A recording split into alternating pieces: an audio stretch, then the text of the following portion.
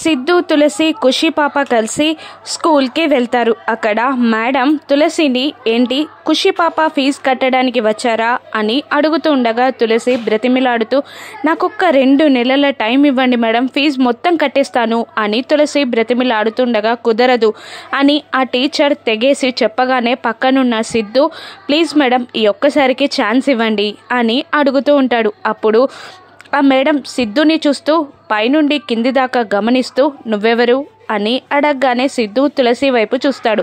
తులసి మాత్రం సైలెంట్గా ఉండిపోవడంతో నేను తన హస్బెండ్ని అని సిద్ధు చెప్పుకుంటాడు. అప్పుడు సరే ఒక 1 మంత్ టైం ఇస్తున్నాను, ఈలోపు ఫీజు కట్టకపోతే ఖచ్చితంగా పాపకి టీసీ ఇచ్చి పంపించేస్తాం అని బెదిరిస్తుంది. అలాగే అని ఒప్పుకుంటుంది తులసి. ఖుషి పాపని క్లాస్కి పంపించేసి సిద్ధుతో ఇక్కడ పని అయిపోతే నేను ఆఫీస్కి వెళ్ళాలి అని తులసి అంటూ ఉంటుంది. నేను డ్రాప్ చేస్తాను తులసి అని అంటూ సిద్ధు తులసిని బైక్ పైన ఎక్కించుకొని ఆఫీస్కి తీసుకెళ్తాడు. ఈవినింగ్ కూడా ఖుషిని తులసిని పికప్ చేసుకొని ఇంటికి తీసుకొస్తాడు సిద్ధు. వచ్చే దారిలో గుమ్మం దగ్గర తులసి ఐడెంటిటీ కార్డ్ పడిపోతుంది.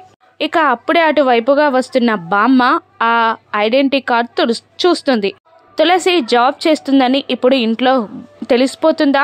ఏం జరగనుందో రాను ఎపిసోడ్స్లో చూద్దాం. Thank you for watching.